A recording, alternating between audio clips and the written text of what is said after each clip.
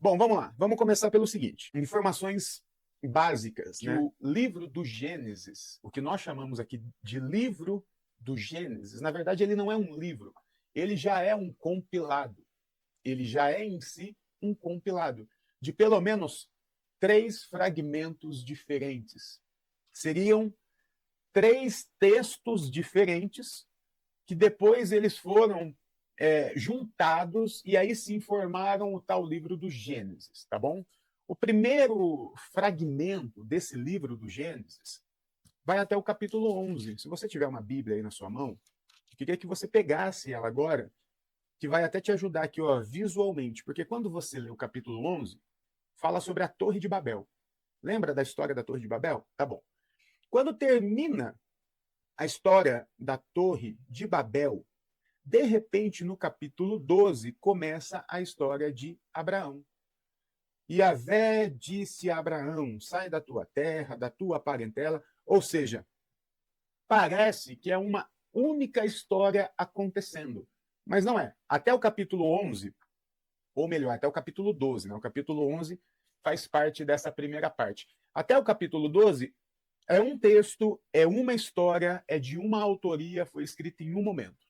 Do capítulo 12 em diante, é outro texto, é outra história, é outro autor, é outro tipo de escrita, é outro livro. Inclusive, eu não sei se você sabe, que quando nós estamos falando da Torá, que são os 5 primeiros capítulos, ó, os 5 primeiros livros da Bíblia, né, que nós chamamos de Pentateuco, mas que os hebreus chamam de Torá, esses 5 livros, que como você já entendeu, o Gênesis não é só um livro, então nós estamos falando, na verdade, de um grande compilado de textos antigos. Esses 5 livros, eles têm algumas fontes, eles têm algumas não vou nem chamar de autoria por enquanto, porque de fato nós não sabemos quem foi o autor de nenhum livro do Antigo Testamento, nenhum. Você que quer saber mais sobre o Antigo Testamento, datação de cada livro, possíveis autores, eu tenho um vídeo no meu canal do YouTube que eu explico, eu vou de cada livro falando datação e possivelmente quem escreveu. Então, saindo da live, vai no meu canal do YouTube que você vai achar esse vídeo lá, tá bom?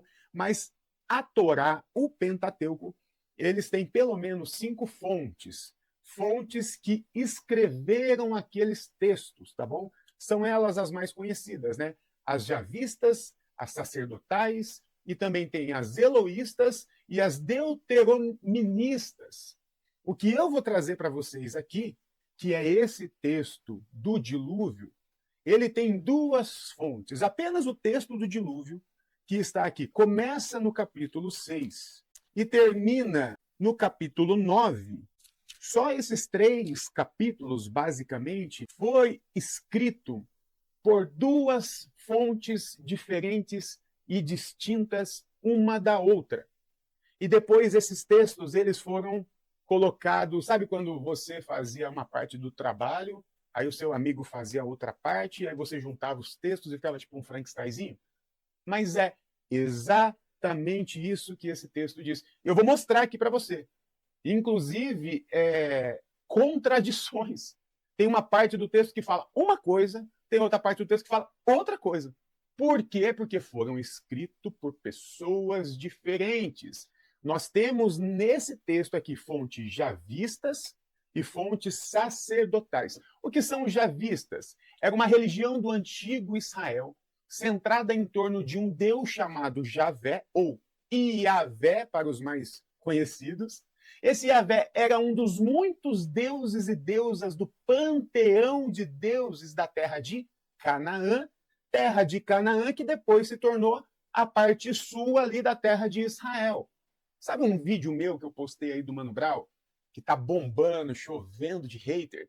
É isso aqui que o Mano Brown tá falando lá no vídeo. Que rolê aleatório, não. O Mano Brown tá falando de história antiga, história bíblica antiga, e ele tá correto. No Antigo Testamento, nós não temos apenas um Deus, nós temos um panteão de deuses. O Javé, o Iavé, era um Deus. O Elohim era outro Deus. Inclusive, uma das fontes são as fontes elohistas. Então, e depois de muito tempo e muita história, lá em 600 anos antes de Cristo, com a reforma do rei Josias ou rei Ezequias, agora me deu um branco, rei Josias ou rei Ezequias, tá? Se alguém tiver certeza, bota aí nos comentários. Essa reforma que transformou Israel, aí sim, numa religião monoteísta.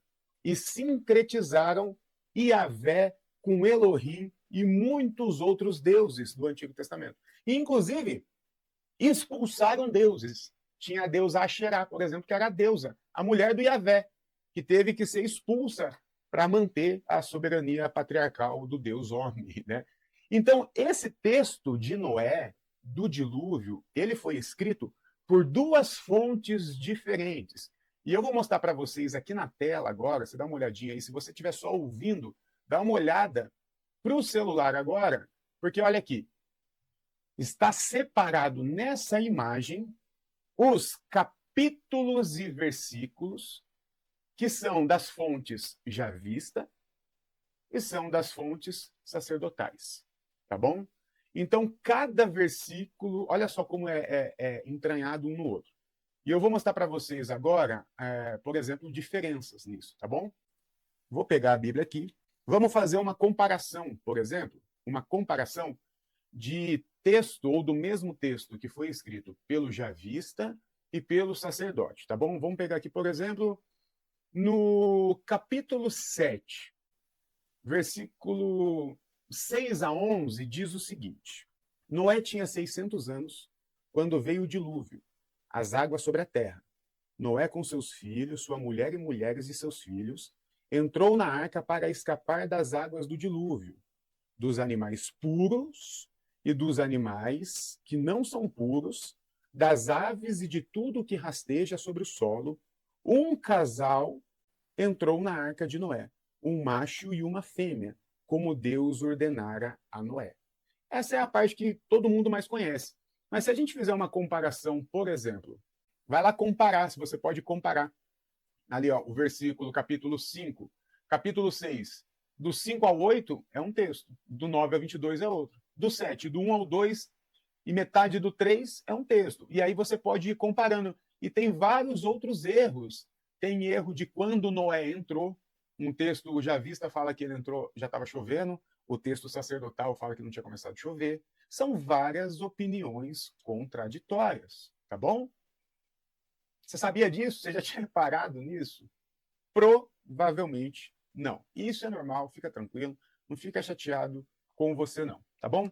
Uma coisa que talvez você não saiba, mas como eu conheço meu público aqui, muita gente deve saber, é que esse texto, essa narrativa, essa história, esse conto do Noé, e não apenas do Noé, do dilúvio, e dessa relação de um homem enfrentando esse dilúvio, essa história, ela não é exclusiva da Bíblia. Sabia disso? Comenta aí sim ou não.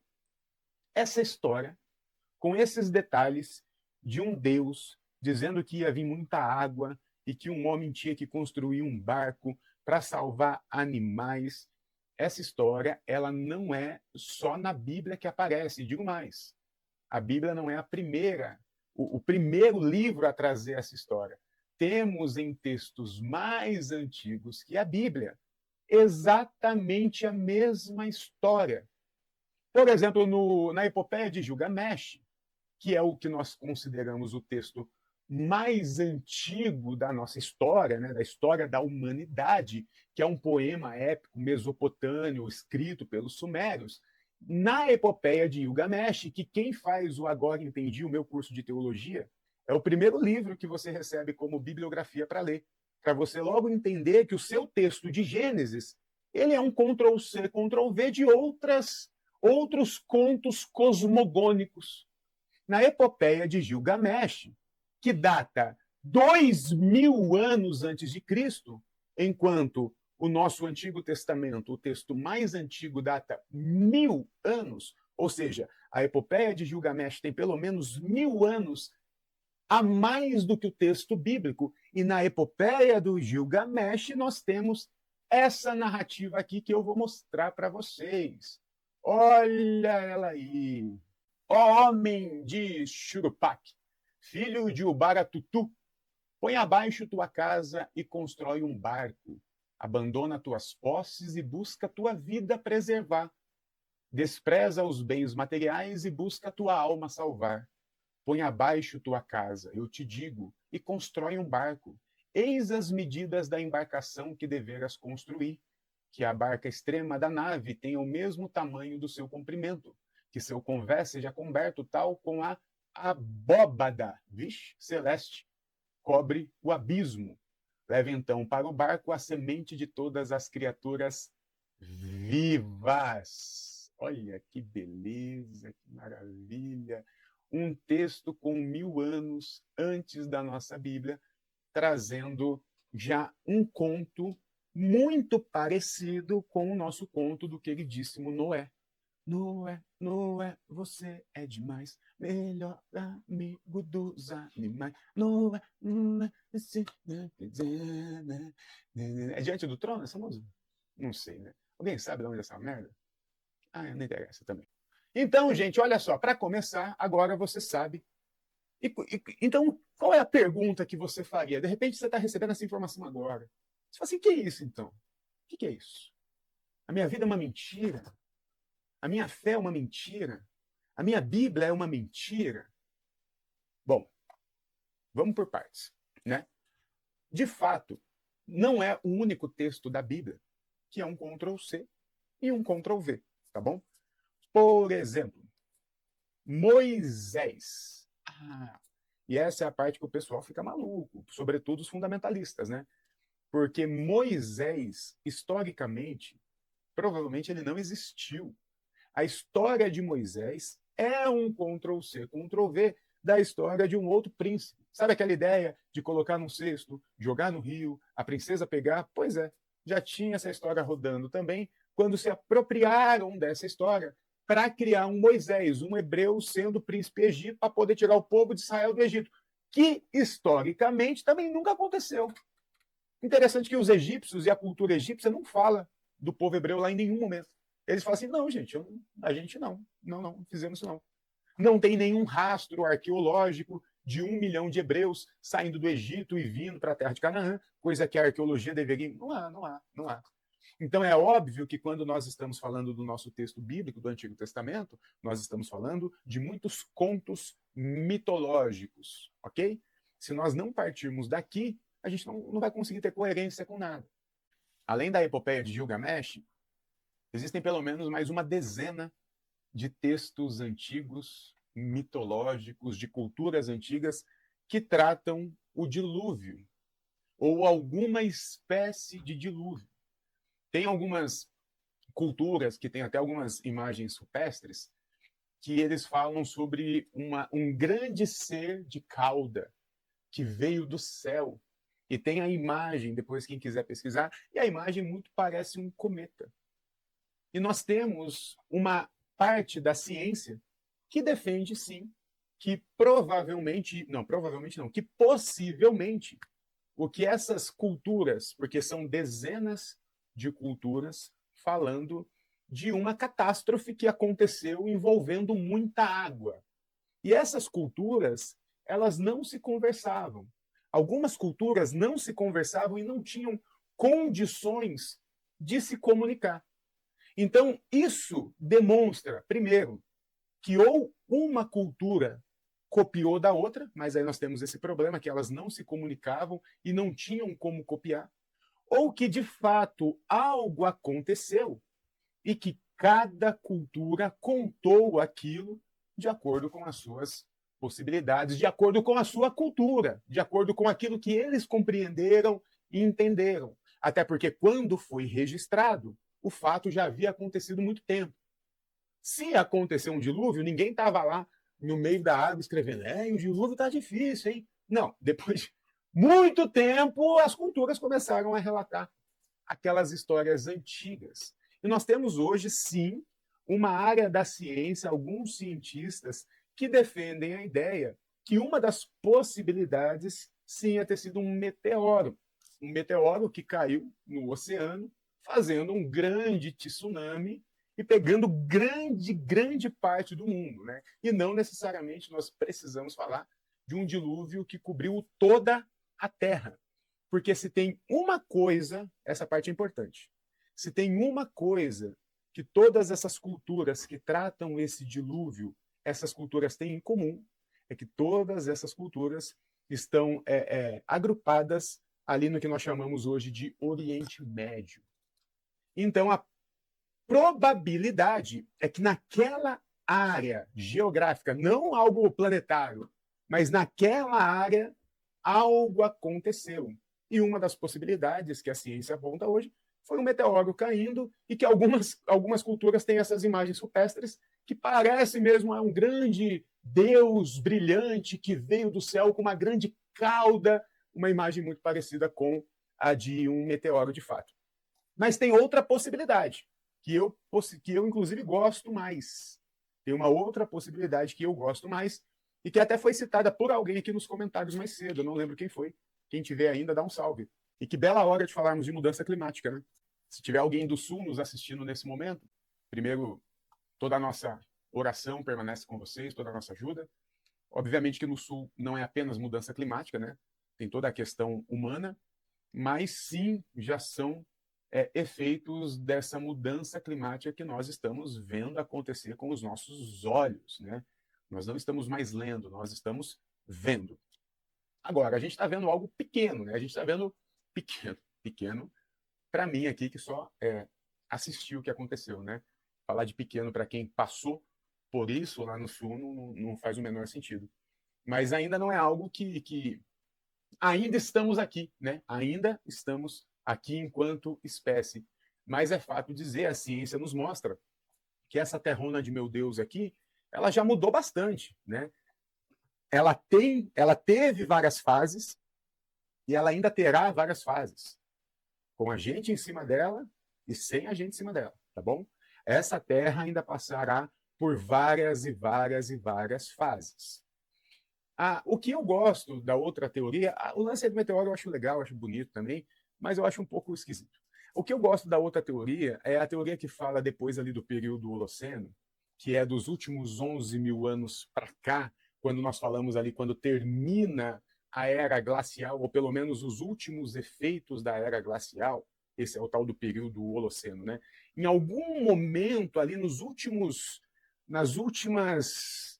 ainda nos últimos suspiros da era glacial, ou do final da era glacial, sobre o que nós chamamos hoje do nosso período, ainda houve um derretimento,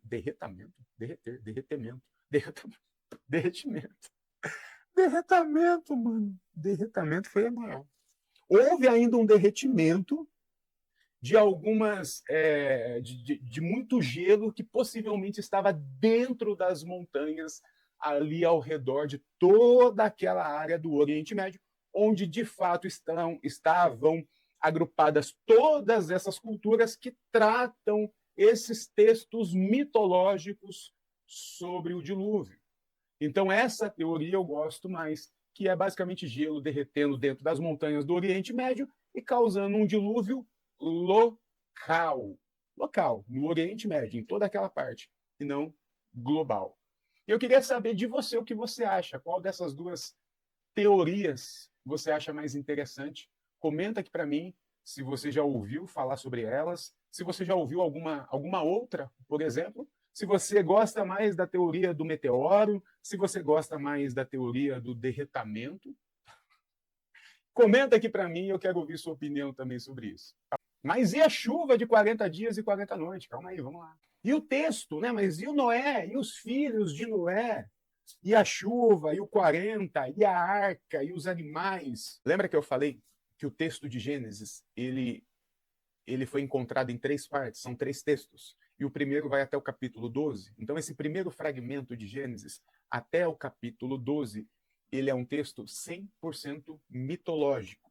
Inclusive, ele foi escrito todo ou quase todo em quiasmos, que é uma espécie de poesia hebraica antiga. O que eu estou querendo dizer? Que até o capítulo 12 de Gênesis, o que nós temos na mão é um texto poético. Poesia pura.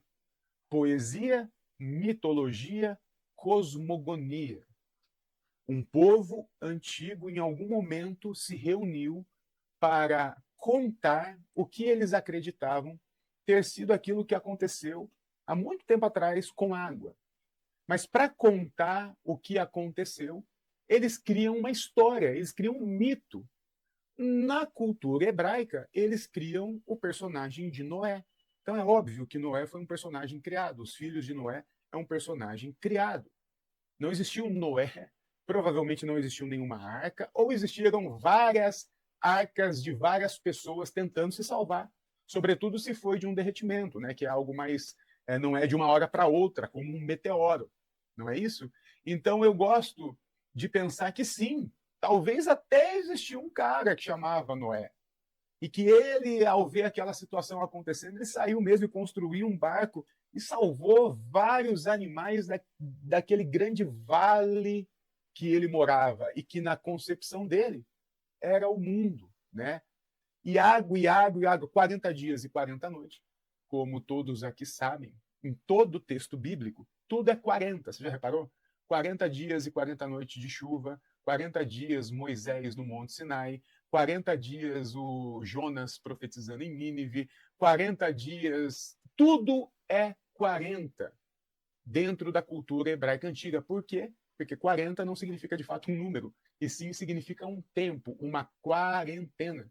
Então, dentro da cosmogonia hebraica antiga, relatando o dilúvio, eles criaram o personagem Noé e disse que aquilo aconteceu porque choveu durante 40 dias e 40 noites.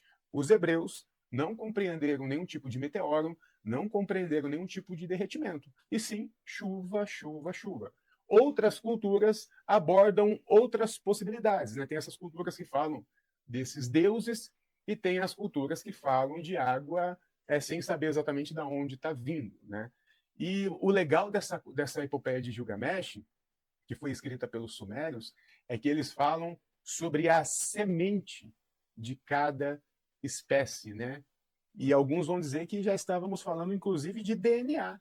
Os sumérios talvez tenham sido a, a, a civilização mais avançada que nós já tivemos sobre a Terra. Mas isso é história para outro dia, né? E aí, o que vocês acharam? Ficou mais claro esse lance do dilúvio? Não precisa acreditar na literalidade do texto, a sua fé não depende disso, tá bom? São textos antigos, são mitos que falam de como aquele povo se relacionava com a ideia de divino, de divindades, mudanças climáticas, cataclismo, esse tipo de coisa, tá? Nós não precisamos ler literalmente esse tipo de texto para ter fé em Jesus, por exemplo, tá bom?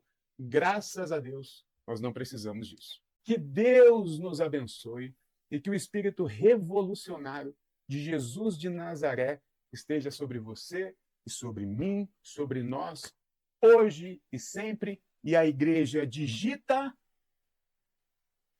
Amém.